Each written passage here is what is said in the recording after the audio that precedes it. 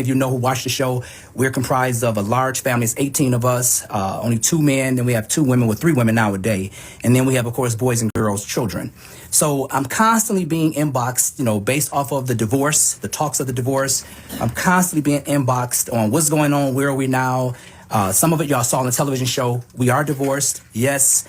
We're filming right now. We are currently filming our show, so you guys will be able to sort of understand what led to the divorce, how we got to the point of a divorce, and just how esoteric a divorce is. So that's a whole nother animal that I can't really discuss right now, but you guys will see it, like I say, on the show that we're filming right now.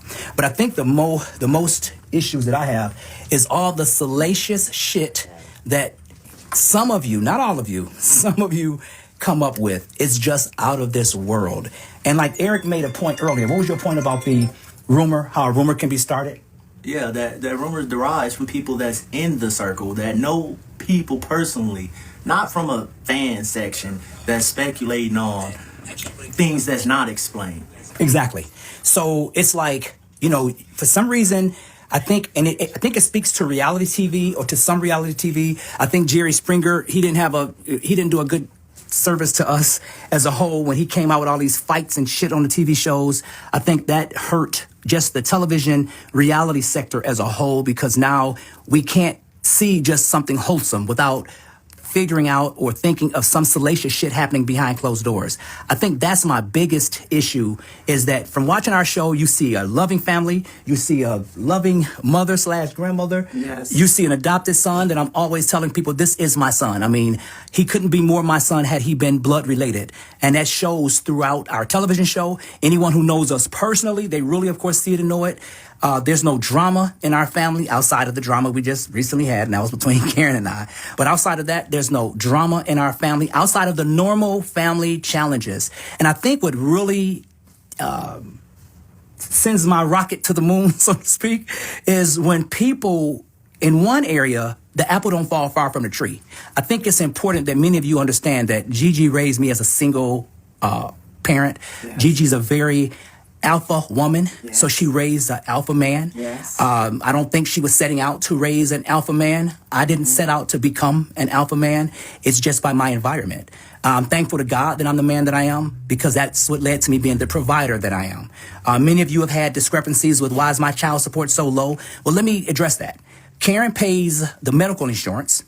And so because she pays the medical insurance, which is about $2,000 a month, the legal fair equity of it is that I pay her half of the money she's paying for healthcare. But let me be very clear. I cover every bill in both of our houses, because we now live in separate houses. Yes, we do. I cover bills at both houses. That's 2 washers, 2 washing machines and dryers. That's 2 kitchens. That's 2 stoves. That's bathrooms at both houses. That's toilet paper. That's light bill, gas bill, mortgages, hazard insurance. I cover all of that. So when you think that I just have abandoned my children, and this is for the ones who think it, not for the ones who don't think it, but when you think I've just abandoned my children, my biggest question is, where have I shown actions of abandonment? I think many of you see how Gigi is, and see the woman that Gigi is, the mother that Gigi is. If I were to do such a thing, I would still have to answer my mother as a 53-year-old man. Right. If I thought about it. Yeah. And then on top of the issues, well, oh my God, I just can't believe it. He's only paying $1,000. That's only $83 per child. Well, do y'all know I cover every single bill that's in our family? Every single bill that's in our family, I cover. I say that not as bragging. I'm proud to be in the position to do it. But more than that, I'm thankful to God that I have a mother that raised me with the understanding to know my job as a man and responsibility as a man is to do it. So I'm here in my children's lives as a father, not just taking care of the bills, but as a hands-on, taking them to the games, spending time with them, wrestling with my boys, playing makeup with my daughters.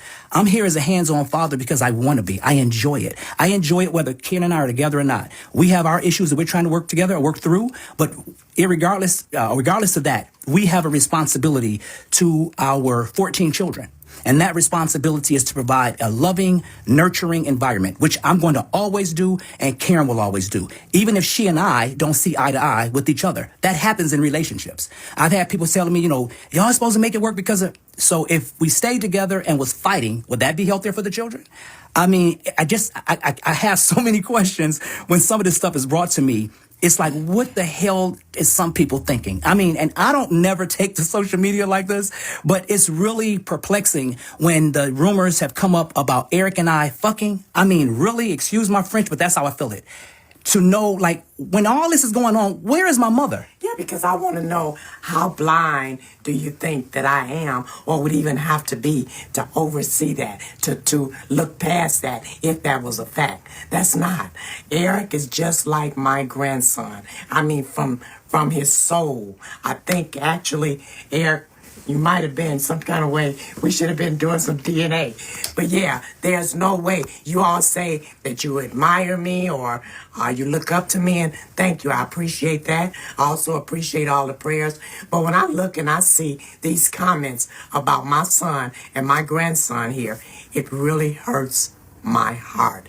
Where do you think I am when all this is going on? Of course, I don't live with them. But do you know I have 14 grandchildren that confide in me on a regular? If anything went down any kind of way suspiciously, my grandchildren come to me. I mean, they'll in some cases come to me before they'll come to their parents, before they'll go to their parents. And don't get it wrong, they go to their parents.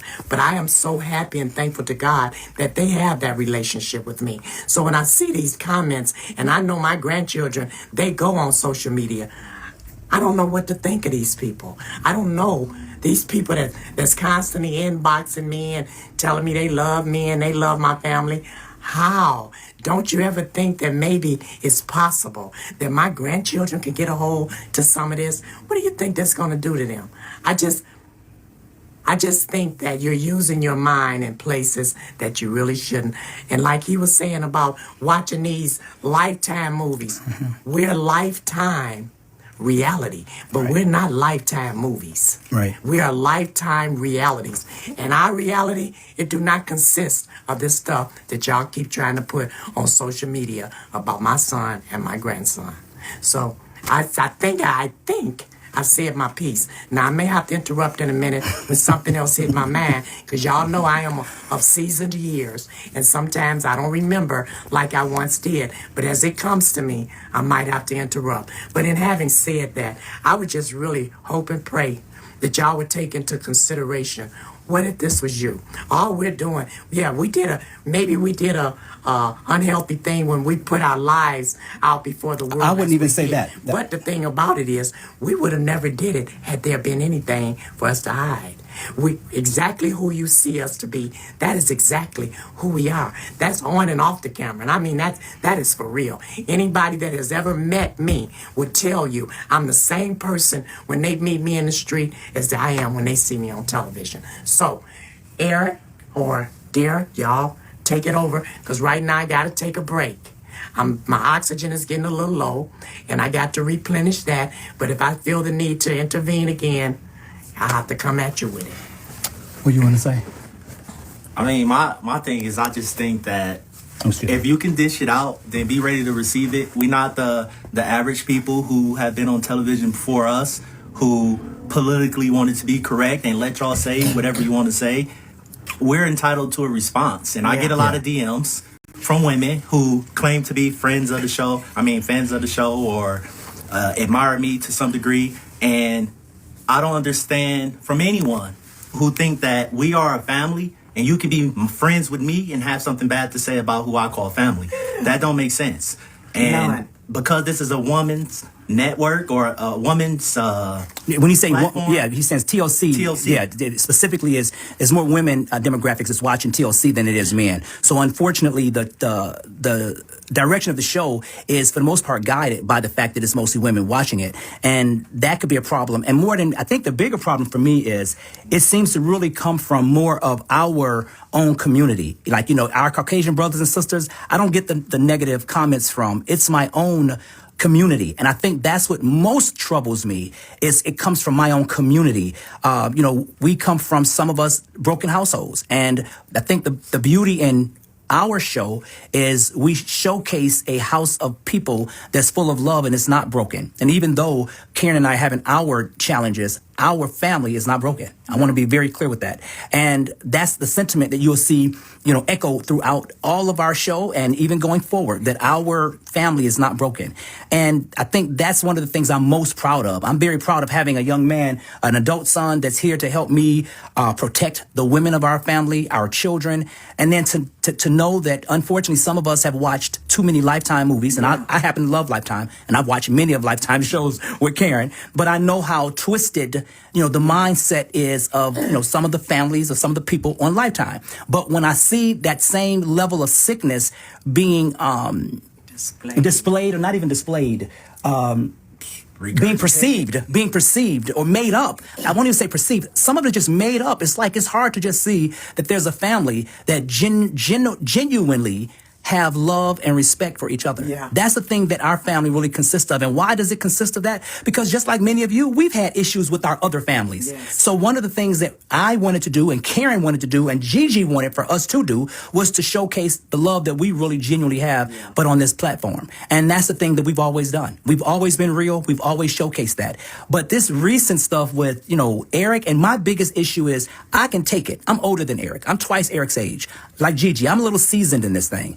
But to know that this young man has gone through God knows what prior to being adopted by us, which is what led us to adopt him. And then he has to be brought into and attacked with this level of attack out of nowhere. I mean, where's the human compassion for just a human being? Forget television, forget reality TV. Just he's a human being that happened to be loved by us and taken in. And then he has to go on social media and read all this crap. And I tell him, listen, stay off that damn social media. Stay off of it. Don't let it bother you. And I think what bothers him is because Eric has such a pure, genuine, honest heart. And it really, how they say, ignorance only bothers the person that's not ignorant. Yes. It doesn't bother ignorant people. Ignorance doesn't bother the people that's being ignorant. So. Once they're on social media, they say whatever they feel like All they right, we want. back. Yeah, we back. So Go ahead.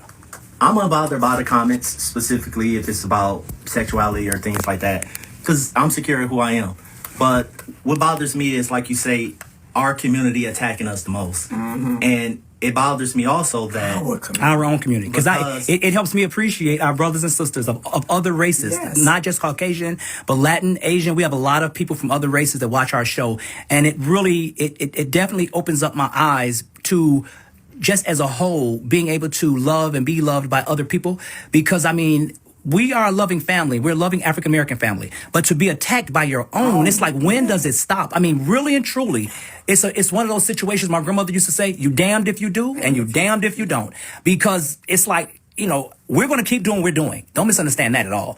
But I hope that this will enlighten some, educate some, and change the trajectory in which some of the viewers are making things up. I mean, go to those reality shows that's doing the salacious things, right? That has the drama. Go to those. I mean, that we in this day and time, we have television shows that fit everyone's desires.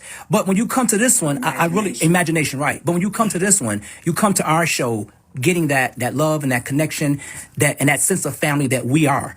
And I just think it's like you're doing a disservice to yourselves. You're doing a disservice to us. You're doing a disservice to other people that are going through drama, going through family issues, and that need that getaway, that need that love that they're able to get from our show. We're dealing with a lot right now, as many of you know, with my mother's health challenges, with my nephew. Speaking of that, thank you guys for all the ones that's been loving us and sending us great messages and donating to him. But, we're dealing with that. We're dealing with, of course, Karen and I, going through the challenges. This is new for us. This is new for our family. So we're dealing with challenges just like everyone else. And we don't want any pity. It is what it is. We're all humans, but it's just have compassion for your fellow human. I mean, really and truly have compassion for your fellow human, especially a person like this young man sitting behind me who didn't have family. He had, of course, blood relatives, but they wasn't family like we are. And I love the way he interacts with our children. They say children will tell you the truth.